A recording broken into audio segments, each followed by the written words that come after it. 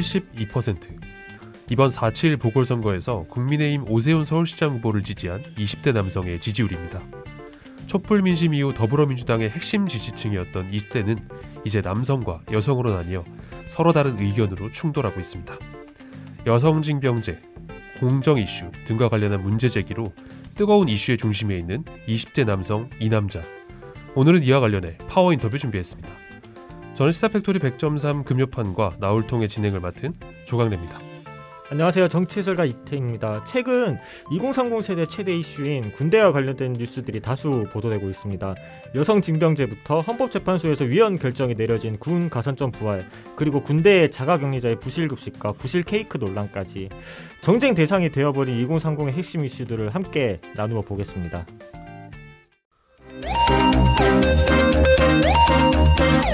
Power. Interview. 오늘은 여당에 등 돌린 2030 세대, 그 이유는? 이라는 주제로 나울통 진행합니다. 오늘 나울통의 새로운 진행자 소개하려고 하는데요. 최가영 이슈 리포터를 소개합니다. 최가영 이슈 리포터, 안녕하세요. 청취자 여러분께 간단한 소개와 인사 부탁드리겠습니다. 청취자 여러분 안녕하세요. 저는 지역과 청년의 이슈를 생생하게 전달해드리는 이슈 리포터 최가영입니다. 앞으로 나울통 청취자 여러분께 생생한 이슈를 전달하는 이슈 리포터로서 최선을 다하겠습니다. 반갑습니다. 반갑습니다. 네, 이슈 리포터라는 이름으로 좀 소개를 해주셨는데, 그러면 또 거기에 걸맞게 오늘 이슈를 또 한번 리포팅 해주시겠어요? 네, 오늘 어떤 이슈 준비해 오셨는지 말씀 부탁드릴게요. 네, 이남자라는 화제의 키워드로 상정된 2030 세대 남성에 대해 분석을 해보았습니다. 현재 20대 남성을 중심으로 30대 남성까지 정부와 여당 지지가 철회되었는데요. 선거 이후 3주가 지나면서 이 남자를 정치 프레임으로 호도해서도 안 되고 호도해서도 안 된다는 주장과 반대 주장이 격돌하고 있습니다. 네, 먼저 이태임 미남 정치해설가께서는 이 일련의 사태를 좀 어떻게 보고 계세요? 일단은 2030의 페미니즘과 그리고 이제 흔히 어르신 세대, 그리고 486, 586 세대라고 하죠. 그 486, 586 세대까지의 페미니즘과는 조금 다르다고 저는 생각을 하고 있습니다. 과거 486, 586 세대가 겪은 여성의 인권 문제는 여성이 사회 참여 자체를 제한받거나 직장 내 성희롱, 그리고 인사고과의 불이익과 제한된 취업 분야 등이 있었다면은 현재 2030은 이제 과거 486, 586 세대들이 겪은 여성 인권 문제와는 저는 조금 다르다고 생각을 하고 있고요. 네. 시대적 흐름에 맞지 않는 이런 페미니즘 정책들이 이제 사회에 갓 진출하게 되는 2030의 남성들은 상대적으로 좀 박탈감에 시달릴 수밖에 없나라는 생각이 들더라고요. 그게 간단한 예로 말씀드리자면은 이제 창업을 해서 중소벤처기업부의 사업을 지원을 할 때 여성이라는 이유만으로도 가점이 있습니다. 반면에 남성은 없습니다. 이렇게 2030 세대 여성 중에 여성이라는 이유만으로 창업을 못하고 제한받는 사회는 아니잖아요. 또 반면 남자라는 이유로 가점 없이 공정한 경쟁을 하지 못하는 이 사회가 과연 공정한 사회인지 의문이 들기도 하고요. 과거의 여성인권과 현재의 여성인권은 많이 좀 변했기에 행정과 입법에서는 시대적 흐름에 맞는 페미니즘 정책을 내지 않으면은 자금의 2030 남성들의 외면하고 있는 이 상황들이 저는 좀 불가피할 것 같다는 생각이 들고 있습니다. 네, 좀 더 자세히 들어가 보죠. 최가영 이슈 리포터, 특히 최근에는 여성징병제를 중심으로 이 많은 논란이 있었는데요. 자세하게 설명 좀 부탁드리겠습니다. 네, 2021년 4월 19일에 여성도 징병 대상에 포함시켜 주십시오라는 제목으로 국민청원 글이 올라왔습니다. 이 청원은 현재 24만 2,316명의 동의를 얻어 현재 청와대 국민청원 전체 추천순의 상위 5개 안으로 들었는데요. 아기 울음소리가 이제는 듣기 힘들어진 저출산 사회에서 앞으로의 병역 자원은 더욱 부족해질 것이고 남녀 평등을 만들어가고 있는 이제는 남녀가 공평하게 징병 대상에 포함되어야 한다는 것이 청원의 주요 내용입니다. 네. 여성징병제를 둘러싼 논란은 이전에도 있었지만 대부분 젠더 갈등을 초래하고 소모적인 논란으로 끝났는데요. 하지만 이제는 여성징병제는 물론 모병제도 진지하게 검토해야 한다는 견해가 늘고 있는 상황입니다. 실제로 여성징병제에 대하여 KBS 방송국이 여론을 조사한 결과 응답자의 52.8%가 여성 징병제 도입에 찬성한다고 보도했습니다. 내년 대통령에 출마하겠다는 뜻을 밝힌 박용진 더불어민주당 의원이 지난 19일 출간한 박용진의 정치혁명에서 남녀평등 복무제 도입을 제안하면서 청년들을 위한 정책인지 2030 세대 남성들의 민심을 돌려놓기 위한 대책인지에 대한 논란 역시 불이 붙었습니다. 네, 이와 관련해서 저희 진행자 두 분께 좀 의견을 먼저 여쭤보겠는데요. 이 여성 징병제 어떻게 바라보시는지 먼저 이태인 정치해설가께서 답변 한번 부탁드리겠습니다. 저는 솔직히 제가 뭐 군대를 다녀오긴 했지만 그렇게 심도 있게 고민을 해본 적이 없어요. 그래서 진중한 답을 좀 내리긴 어려울 것 같은데 네. 기본 군사 교육은 좀 받아야 되지 않나라는 생각이 들어요. 여성분들이. 네. 뭐 종전이 아닌 휴전 상태인 뭐 작금의 상황 속에 언제 전쟁에 다시 발발할지 모르기에 좀 남녀를 떠나서 전쟁 발발 시 기본적으로 숙지해야 될 사안에 대해서는 저는 좀 교육이 필요하다는 생각이 들었고요. 근데 이게 조금 더 나아가 여성들이 징병되는 사안에 대해서는 일단은 이게 뭐 K사에서 이렇게 뭐 조사를 하였다고는 하지만 그게 얼마나 과연 신용이 있는 조사일지도 모르겠지만 뭐 물론 언론사에서 했으니 어느 정도 신용은 되겠지만 네. 그래도 저는 조금 더 좀 열어놓고 논의를 할 필요가 있지 않나라는 생각이 듭니다. 말씀을 해주신 부분은 이제 앞서 최가영 우리 이슈 리포터께서 말씀하셨던 것 중에 이 박용진 더불어민주당 의원이 100일 기초 군사훈련 남녀 불문 100일 기초 군사훈련을 제안한 바가 있지 않습니까? 그거에 대해서 좀 동의를 하신다는 말씀이신 거죠? 네, 저는 동의합니다. 네. 그러면 최가영 리포터께서 좀 이어서 말씀 부탁드릴게요. 저는 이 내용에 대해서 페이스북으로 처음 접하고 남편과 이야기를 나눴던 적이 있어요. 네네. 네, 안 그래도 또 남편의 친구들이 또 다 같이 모이는 한 자리에서 네. 한번 또 이 얘기를 나눴었는데요. 네. 저도 남편도 반대한다는 의견을 냈어요. 물론 각자의 여러 가지 의견이 있었지만 중요한 거는 여성 징병제를 했을 때 군사력 운영비가 지출되고 있는 군에서 좀 비효율적인 비용이 지출되는 게 아닐까라는 이야기도 있었고 무엇보다도 과연 이걸 통해서 남녀 평등에 가까워질까도 솔직히 의문이에요. 군내에서도 여러 가지 역할이 있잖아요. 결국에는 우리가 생물학적인 이유로 남성에 비해서 여성이 아무래도 좀 상대적으로 쉬운 일을 맡게 될 것이고 또 아무래도 그런 것 때문에 똑같이 남녀 간의 갈등 문제가 반복되지 않을까 생각합니다. 네. 그래서 그런 의견을 좀 덧붙여서 제가 좀 말씀을 드리면 일각에서는 이런 의견도 있습니다. 지금 논의되는 문제에는 2030 세대 젠더 갈등을 부추기는 것밖에 되지 않는다. 이 여야를 막론하고 정치권에서는 청년 문제 해결을 외쳤고 이에 청년들은 진정한 청년 정책을 기대해왔다. 그런데 순식간에 뜨거운 감자가 되어 정책적 논의까지 이어지는 이슈가 다른 게 아닌 여성 징병제를 포함한 모병제, 군 가산점 등 병역 의무와 관련한 쟁점이라는 것에 의문이 든다. 진정으로 2030 세대 청년들을 위함인지 아니면 등을 돌린 이대남의 표심 잡기를 위한인지 고민이 좀 필요하다. 이런 지적이 있습니다.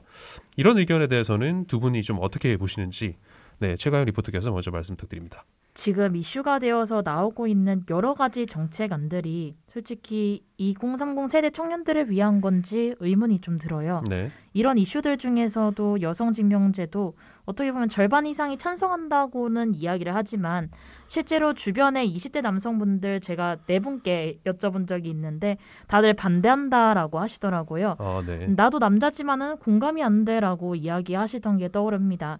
결국에는 정치권에서 민심을 사로잡기 위한 방법 중 하나이지 않을까 하는 생각이 듭니다. 네, 그 여성 징병제라는 카드 그리고 기초군사훈련 제도도 포함해서 이런 것들이 단순히 이제 정치권에서의 어떤 2030 세대의 표심을 잡기 위한 정책에 불과하다 이런 말씀 좀 해주신 것 같고 이태인 해설가께서는 또 어떻게 바라보시는지. 네. 일단 제가 2030 청년의 입장으로 조금 말씀을 드리자면은 네. 보궐선거 이후에 이제 논의되는 정부 여당의 청년과 관련된 내용들은 솔직히 공감이 전혀 안 돼요. 도대체 네. 뭐를 도대체 말하고자 하는지 이해가 하나도 안 되고요. 이번 병역 관련 이슈도 정말 혼자 열심히 생각해 보았지만 이게 솔직히 정쟁 이슈일 뿐 2030 중 다수가 공감하는 내용이 아닌 것 같다는 생각이 들었고요. 네. 지금 정부 여당에서는 갈피를 전혀 못 잡고 있는 것 같아요. 이슈로 덮으려는 건지 아니면 이게 진짜 맞다고 생각하고 그 정도의 길을 걷는 건지 만약에 그렇다면 참모진들은 정말 잘못하고 있는 게 아닐까라는 생각을 하고 있습니다. 그러니까 이러한 행보 자체가 사실 그 최근 일어났던 보궐선거에 대한 이제 즉각적인 피드백 정도로밖에 안 보인다. 두 분 다 약간 이런 내용으로 좀 말씀을 또 해주신 것 같아요. 그럼 이어서 좀 여쭤보면 이 남성들의 병역 의무에 대한 형평성 문제는 사실 지금뿐만 아니라 이전에도 자주 거론됐었습니다. 이번 박용진 의원이 이야기한 남녀불문 100일 기초군사훈련이나 이 모병제 혹은 이 여성 징병제가 2030 남성들의 불만을 완화할 수 있을 거라고 생각을 하시는지 먼저 이태인 정치 해설가께서 또 2030 남성이시니까 네, 한번 또 말씀 부탁드리겠습니다. 너무 조금 뭐랄까 비관적인 것 같은데 절대 저는 불가능하다고 보고요. 네. 2030의 청년 세대가 느끼는 문제 중 병역과 관련된 문제는 물론 탑5 안에는 들겠지만 적어도 1, 2, 3순위, 1, 2순위는 절대 아니라고 저는 생각이 들고요. 네. 삶을 살아가는 가장 기본적인 이제 경제나 주거 그리고 청년들의 사회 참여 등에 있어서 청년들의 고민이 우선이지 왜 병역과 관련 내용들이 대서특필되며 2030의 대표 문제라 인식되는지 저는 전혀 이해가 되지 않고요. 네. 이게 제가 그래서 아까 이슈로 덮는다고 한 게 결국엔 부동산 문제에 대해서 논점을 흐리고 그 대신 이제 병역과 관련 이제 국방과 관련된 걸로 이제 계속 얘기를 하면서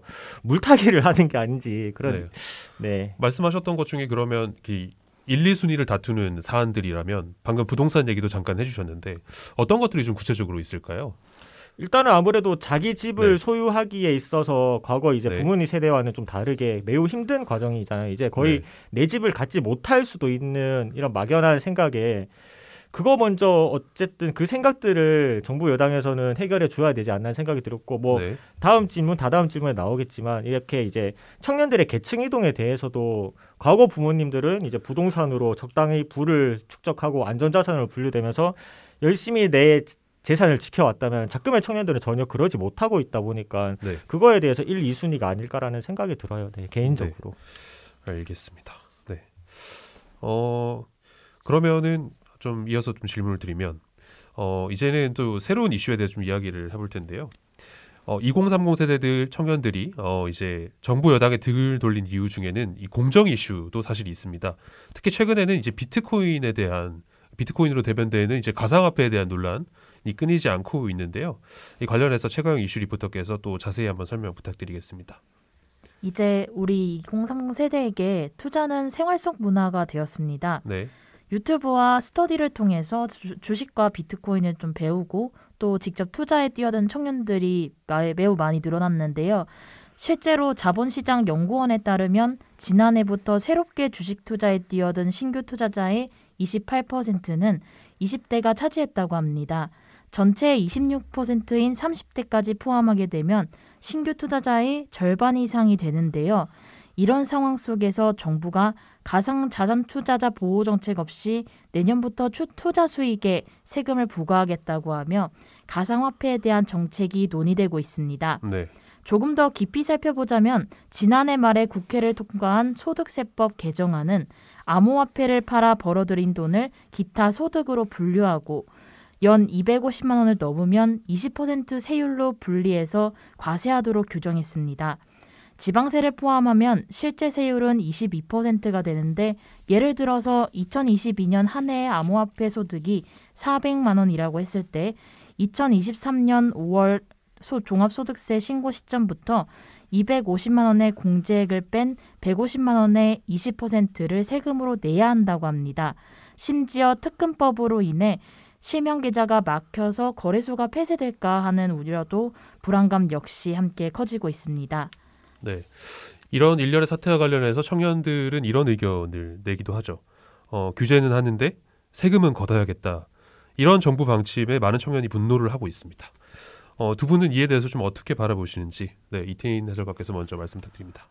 규제도 하고 세금도 걷고 뭐 솔직히 제가 비트코인을 하지 않아서 당사자의 입장으로 의견을 드리기는 조금 어렵긴 하지만 제가 앞서 말씀드렸던 내용이기도 한데 청년들이 이제 계층 이동 수단 중 부동산의 경우 이제 규제로 더 이상 투자를 하지 못하는 상황 속에 열심히 다른 대안을 찾았죠. 이제 다른 대안을 찾아 정착을 하는데 그 정착지가 이제 가상화폐인 거죠. 네. 그런데 그 가상화폐조차 규제하고 세금까지 걷어간다고 하니까 당연히 반발이 심할 수밖에 없나라는 생각이 들기도 합니다.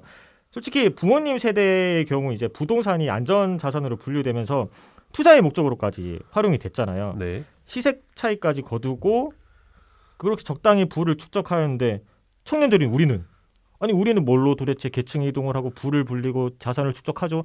라는 의문이 당연히 들 수밖에 없고 그래서 실제로 가상화폐 관련돼서 부정적인 기사가 나오면 꼭 이 댓글이 달립니다. 어떤 댓글이죠? 내로남불.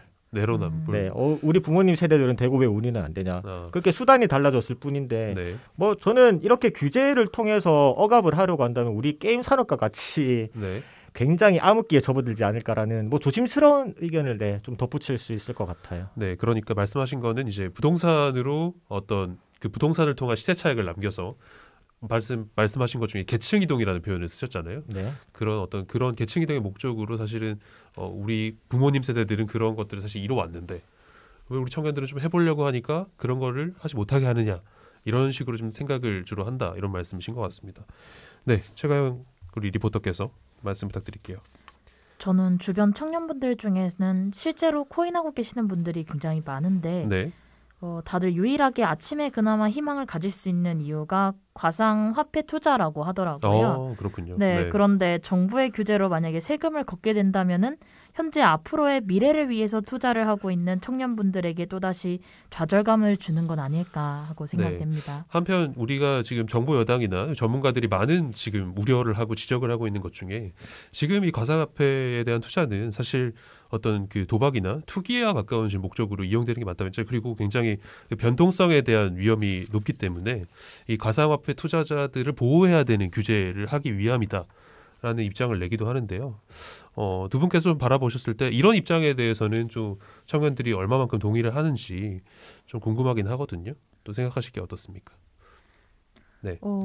전 오늘 보니까 네, 민주당에서 이제 결론적으로는 화폐가 아니다라는 거에는 이견이 없다라고 얘기를 하시더라고요. 네. 그래서 결국에는 이게 비트코인을 막는 게 아니고 우리는 불법 행위를 그냥 단속할 뿐이다라고 하는데 글쎄요, 이게 불법 행위라고 하면은 그런 모든 코인을 지금 하고 계시는 이분들이 다 불법 행위를 하는 건가라는 생각 들기도 하고 여러 가지 좀 많은 이야기가 있더라고요. 네.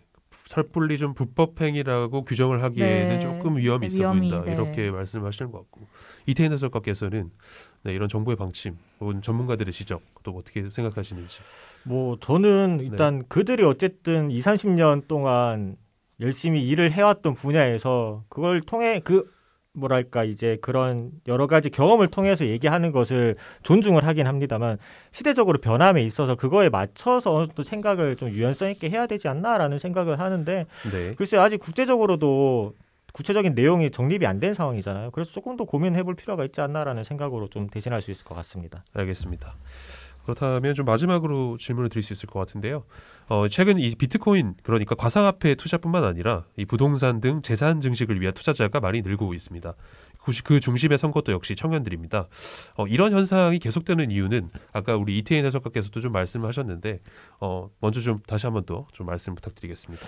일단 제일 기본적으로 청년들 일자리가 많이 줄어들고 있잖아요. 이렇게 일자리가 계속 줄어드는 상황 속에 당장 이제 내일을 어떻게 살아가야 되지라는 그런 생각에 고민해오던 청년들이 이제는 코로나19로 격번한 세상 속에 이제는 오늘을 어떻게 살아갈지에 대해서 고민 때문에 좀 많이 힘들어 하더라고요. 그것 때문에 이제 어떻게든 자산을 늘리기 위해서 고민을 하면서 이렇게 쏠림 현상이 가속화된 게 아닌지라는 조금 더 생각이 들고 있습니다. 네, 알겠습니다. 네, 최가영 리포터께서 저는 지금 주식을 하고 있거든요. 그렇군요. 네. 네, 그렇다고 뭐 큰 돈을 넣는 건 아니고 좀 야금야금 제가 그나마 벌고 있는 돈에서 조금씩 모아가지고 계속 꾸준히 하고 있어요. 네, 저 역시 이제 투자를 하게 된 이유가 가장 큰 게 방금 아까 이야기하셨던 그 계층 이동 때문이거든요. 네. 솔직히 이 상황을 빨리 벗어나고 싶은 마음이 커서 더군다나 결혼을 했는데 저도 가정을 꾸려야 되고 그리고 요즘엔 이제 남성도 여성도 같이 일을 하는데 근데 이 집을 마련하기에 또 앞으로를 봤을 때 정말 돈이 터무니없이 부족한 거죠. 그러면 결국엔 우리가 선택을 하는 게 이 투자이고 그렇다 보니까 이런 뭐 주식이라든지 뭐 그런 관련해가지고 계속해서 눈길이 가고 하게 되는 것 같아요. 네. 보니까 이런 주식 말고도 부동산 말고도 투자랑 좀 비슷한 형태의 일종의 재테크라고 불리는 것들이 생겨나고 있더라고요. 뭐 대표적인 사례 중 하나로 차테크라는 게 있어요. 네. 차테크가 뭐 신차라든지 중고차 이런 거를 구입을 해가지고 1년 정도 본인 소유로 이용을 하다가 다시 되팔아가지고 그만큼 아니면은 그것보다 더 많은 금액을 되받는 이런 재테크라고 하더라고요. 네, 알겠습니다. 오늘 뜨거운 이슈, 이 남자 현상에 대해서 좀 짚어봤는데요. 마지막으로 한마디씩 하고 마무리하겠습니다. 이채인 해설가께서 먼저. 네. 네, 이제 흔히 말하는 이제 청년들 2030이 제가 뭐 아무튼 조사를 좀 해본 게 있어요. 2030이 입법 과정이나 이제 정책 수기 과정에 다른 세대들에 비해서 좀 참담한 수준의 참여도를 보이고 있더라고요. 네. 뭐 예를 들면은 각 지방의회 중에 특히 기초의회 그리고 사회적 약자를 위해 만들어진 비례대표란 제도에 청년 기본법상 만 34세 미만의 청년들은 5%도 되지 않는다고 하더라고요. 네. 단순 기초의회만 해당되는 게 아니라 광역의회 그리고 국회도 2030의 참여는 매우 저조한 상태죠. 더군다나 기초의회 비례대표의 성비는 제가 이거를 계속해서 말씀을 드릴까 말까라고 고민을 했는데 워낙에 비정상적인 수치이기에 저는 어느 정도 한 번은 말씀드려야 될 것 같다는 생각이 들었어요. 기초의회 비례대표의 성비가 여성 97%, 남성 3%로 조금은 진지하게 고민해볼 필요한 사안인 것 같아서 네, 이 자리를 빌어 말씀을 드리고 마무리 짓도록 하겠습니다. 네. 저는 이 남자의 마음을 사로잡아야 한다. 이 남자들을 위한 정책을 만들어야 한다. 어느 순간부터 이 남자 때문에라는 말이 생겼습니다. 남성과 여성이 함께할 수 있는 사회를 만들어가는 과정 중에 물론 하나이겠지만 모든 것들이 갑작스럽게 남성에 쏠리면서 그 외의 것들은 배제되는 것처럼 느껴져요. 민주당이 2030 세대 남성의 표결 집력을 과소평가하고 여성주의 운동에만 좀 참패했다. 그러니까 올인해가지고 참패했다라고 하는 그 주장이 있다는 말이 있는데 여당이 여성주의에 올인했다는 것에는 조금 동의하기가 어렵습니다. 아무래도 많은 부분을 끊임없이 생각하고 또 생각해봐야 하지 않을까 싶습니다.